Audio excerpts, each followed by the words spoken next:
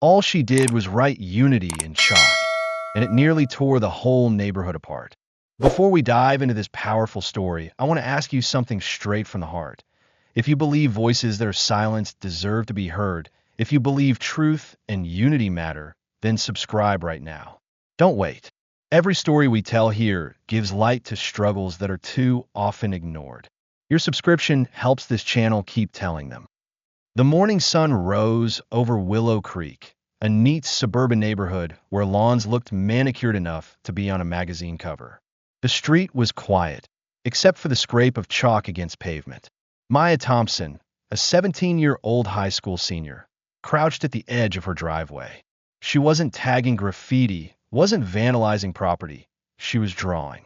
With her pastel box spread open, her hands dusty with colors, she traced bold letters across the sidewalk. Unity, love, together. Simple words. Words she believed in. Her younger brother, Jordan, only 9, sat beside her, helping fill in a giant rainbow that stretched across the curb. Neighbors jogged by, some smiling, some frowning. But Maya's hand didn't stop moving. Inside her, the weight of weeks of news cycles, endless videos of protests, arrests, and division made her feel like she had to do something. And this was her way. Art. Almost done, Joe, Maya said with a small grin. Jordan looked up. Do you think I'll like it? Maya hesitated. She knew not everyone in this neighborhood liked messages, but she forced her smile to stay. They don't have to like it. They just have to see it. And that's when the sharp echo of heels broke their rhythm. Margaret Langford, secretary of the HOA board, stormed down the sidewalk in her press suit. Her face was pinched, her lips tight, as if she had been waiting for this very moment. Maya Thompson, Margaret barked, pointing an accusing finger like a prosecutor in court. Maya froze mid-stroke. Jordan clutched the chalk box nervously. This is not permitted. Margaret snapped. Defacing community property is a direct violation of HOA standards. Maya rose to her feet, dusting her hands. Her chest tightened, but she held her ground. This isn't defacing anything. It's chalk. It'll wash away with the rain. That's not the point. Margaret's voice climbed. You're spreading political propaganda in a family neighborhood. Propaganda? Maya repeated, her voice trembling but sharp. The word unity is propaganda. Neighbors began to peek from windows, step onto porches. A quiet circle of attention was forming. Margaret leaned in, voice dripping with authority. Erase it. Now. Jordan whispered, Maya, maybe. But Maya lifted her chin. No, I won't. That single defiance was enough. Margaret's face twisted with rage. She pulled out her phone and dialed. It didn't take long. 10 minutes later, the hum of tires and the flash of red and blue lights painted the cul-de-sac. A police cruiser rolled up slowly, too dramatic for the quiet street. Officer Blake stepped out, tall and broad, his uniform neat. He adjusted his belt, his expression unreadable, then walked toward Maya and Jordan. Afternoon, he said flatly. We got a call about vandalism. Jordan's eyes widened. It's just chalk. Maya's pulse thundered in her ears. Neighbors were openly filming now. Phones angled, whispers traveling like wildfire. Margaret pointed dramatically at the rainbow and words on the sidewalk. There, that's the vandalism. Officer Blake squatted down, inspecting the chalk. He rubbed his fingers against the word unity, the color smearing instantly. Then he stood, turning to Maya. Is this your work? Maya swallowed. Yes, mine and my brother's.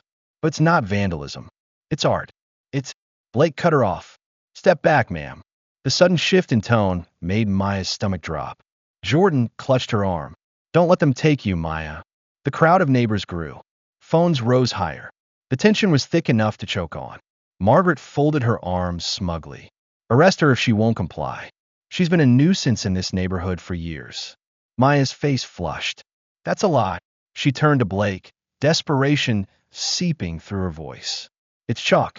That's all it is. It washes off. But Blake's hand rested on her arm. Firm. Cold. Ma'am, I need you to come with me. Gasps rippled through the onlookers. Jordan screamed. No, she didn't do anything. Maya yanked her arm back, her voice breaking. This is my driveway. My home.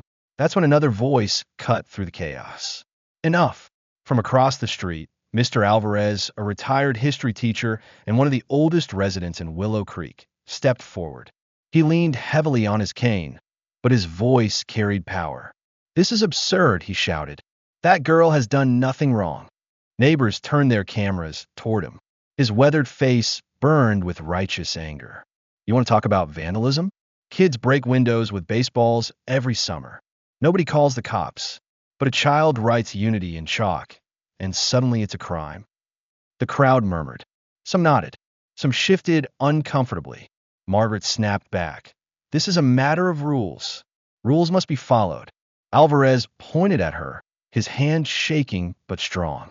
"No, this is about control and fear, and you're using the law to silence her." Blake hesitated. His grip loosened on Maya's arm, but then his radio crackled. "Dispatch confirms.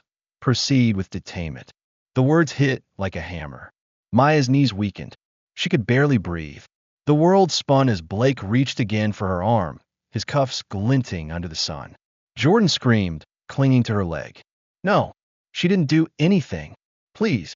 Tears burned in Maya's eyes. She lifted her phone with her free hand, the camera rolling. Her voice shook, but she forced the words out. "Look at this. This is what happens when you write unity in chalk." Her voice cracked. "This is my home, my driveway, and they're calling a crime." The crowd gasped louder, filming everything. Blake hesitated, looking at the dozens of phones pointed at him like weapons. But he tightened his jaw, pressing forward. And then, the sound of tires screeched. Another car pulled up fast. A black SUV. The door flung open. A tall, broad man stepped out, his presence commanding instantly. His uniform wasn't police, it was Navy. His medals gleamed faintly in the sun. "Maya," he shouted. Jordan cried out, "Dad." The crowd erupted. Captain David Thompson, decorated Navy SEAL, respected veteran, Maya's father, strode across the lawn, his jaw clenched. His eyes cut through the scene with laser focus. "Get your hands off my daughter," he said to Officer Blake, his voice low and lethal. The entire street froze. Phones zoomed in. Whispers surged. Blake stiffened, his hand faltering on the cuffs. Margaret's face drained of color. David stepped closer, towering. His uniform caught the flash of the police lights, his medals glinting like fire. "You're about to arrest a child for chalk?" he demanded. "In her own yard?" Nobody spoke. The silence was electric. And then David's phone buzzed. He pulled it out, glanced at the screen, and his face changed. "What is this?" he muttered. His voice was darker now, heavier. Maya frowned. "Dad." David turned his screen toward her. It was an email. Anonymous. With a subject line that read, "The HOA is hiding more than you think." Before Maya could respond, the sound of more engines filled the street. More cruisers. More uniforms. But these weren't local. The insignia was different. Federal. The neighbors gasped, backing away. Margaret stammered. "What's happening?" I didn't." David's grip tightened around the phone. His eyes narrowed. "This isn't about chalk anymore," he whispered. He turned to Maya, his face grave. "We've stumbled onto something bigger. Something they don't want anyone to see." The crowd shifted nervously. The air buzzed with fear. And then, the lights went out. Every street lamp. Every house. The cul-de-sac plunged into darkness. Phones flickered, recording shaky beams of light. Panic rose, and through the dark, a single phrase echoed. A voice, distorted through a megaphone. "Step away from the girl." The story cut to black. "Family, are you feeling this tension? Are you seeing how quickly something innocent can spiral into something dangerous? If you believe these stories matter, if you believe they need to be told, then hit that subscribe to the Untold Struggles. Because this is only part one. And trust me, you don't want to miss what happens next.